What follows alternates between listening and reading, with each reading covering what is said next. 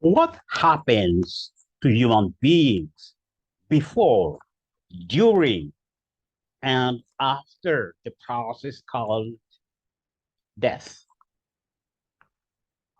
We will delve into this question in the light of Bukôngo. The Congo region has a divine exact science. Welcome to the channel Zilalowa of Dr. Yaluka. To begin, please subscribe and tick the notification bell in order not to miss our videos. Thank you for joining. In order to better understand the subject in issue, we will first explain the nature of human being and of life according to divine science of Kongo, a science which is an exact science. This we will achieve thanks to the chemical cosmological argument. Generally speaking, a cosmological argument is a deductive reasoning that is used in order to demonstrate the existence of the creator of this temporal universe.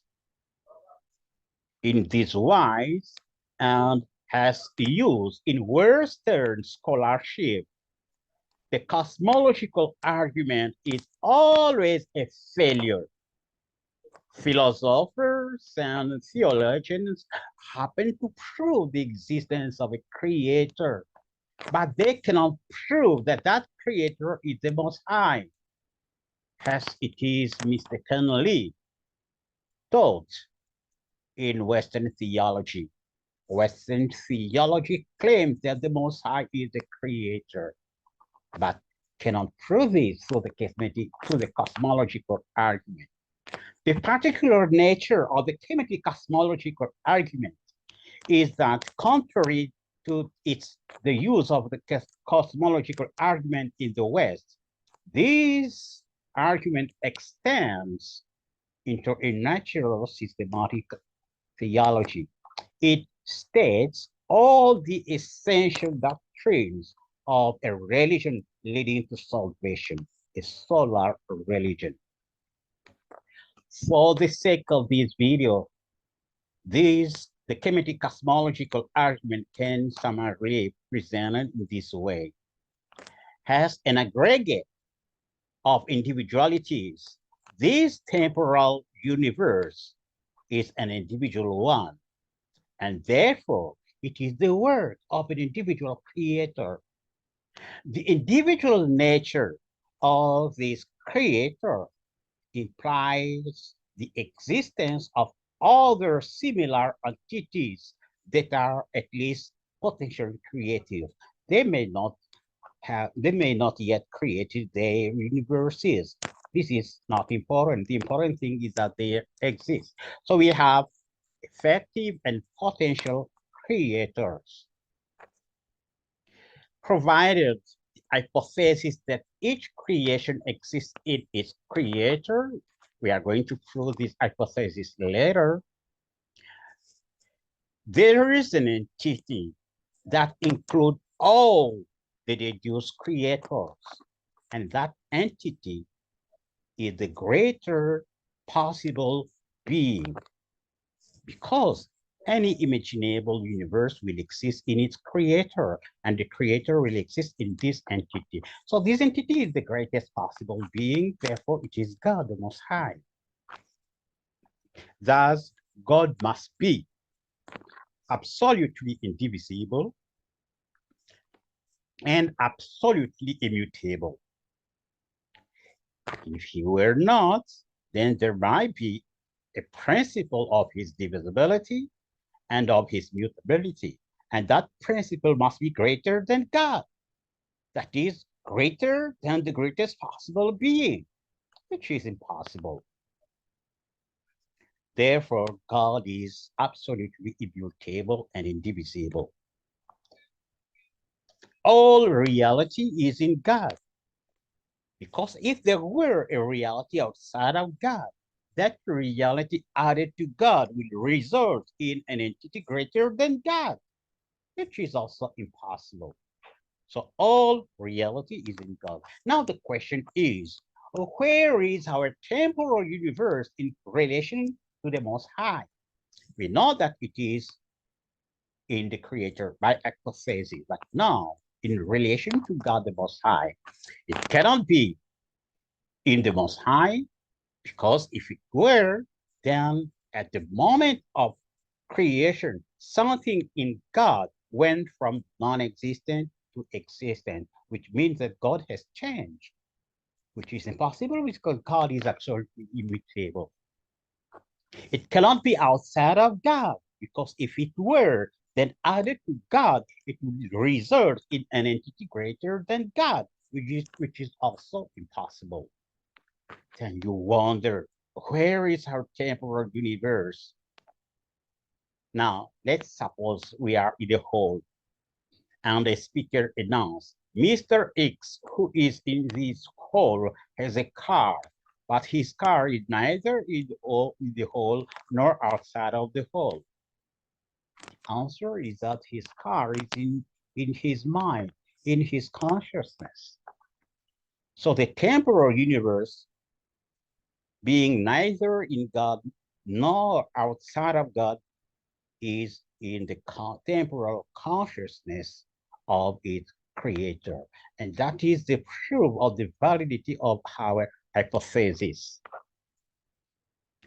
Since all reality is in God, the human being, you and I, we are truly children of God in heaven right now. Right now that we seem to be in this temporal universe, we are in heaven. Simon Kimbangu, the great Kongo prophet, said that the principles of the Bible were stolen from our ancestors. And these were also sustained by the late Kalala Omotunde. So we can find this principle in the Bible. If you read John chapter 3, verse 13, you will see that Jesus is explaining that while the Son of Man is here now, he is also in heaven. Why you are here, or why you seems to be here, you are at the same time in heaven. And this is a scientific fact. We learn from the Kemetic cosmological argument that death is only the process of going from one dream of limitation to another dream less limited. Death cannot lead you and me directly to heaven, because in its essence, death is a limitation. Even on the mathematical point of view, if you add 100 plus 100 plus 100, you will never reach infinite, because it would require an infinite time for you to reach infinity. So the finite cannot be the path to the infinite. According to Bukôngo, only through the purification of thoughts we will be gradually ushered to the celestial reality by vanquishing first death. And death we will vanquish through the purification of thoughts. Death is only a trip from a limited state of consciousness to a less limited one. For those who are not afraid, this trip is preceded by a transition where they live in both states of consciousness. By being here, they see what is happening on the other side, in the beyond. For those who lived the earthly life in darkness, This transition portends a frightening darkness.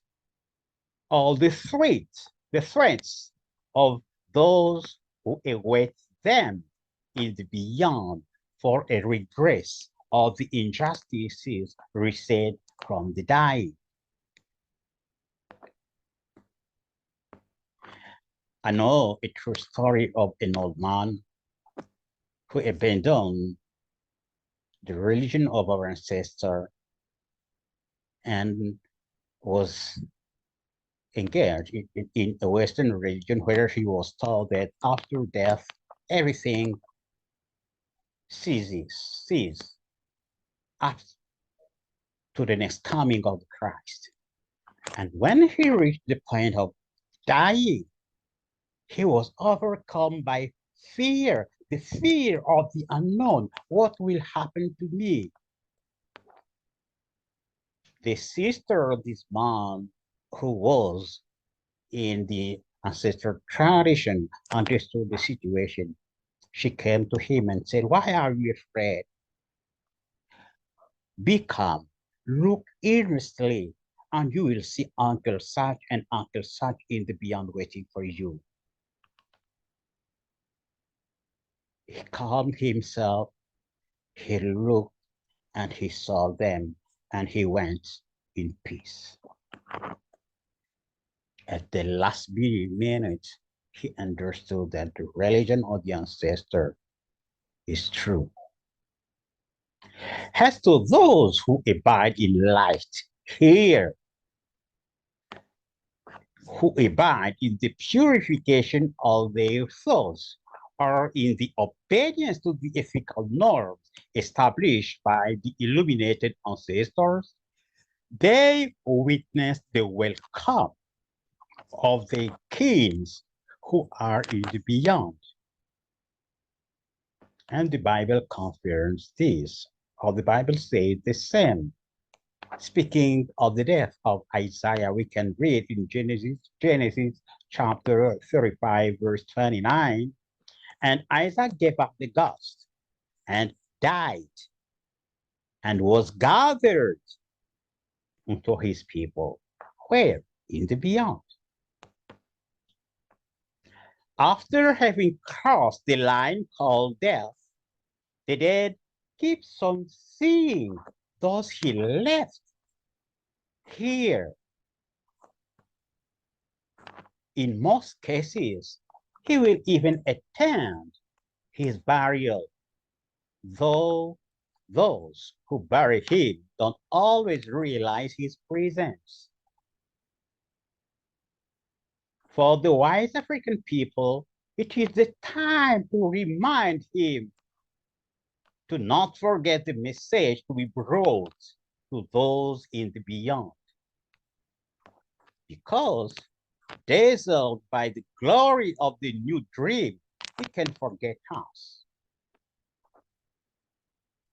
How long lasts the transition? No one can tell. It is a moment where the departed can solve some problems encountered here.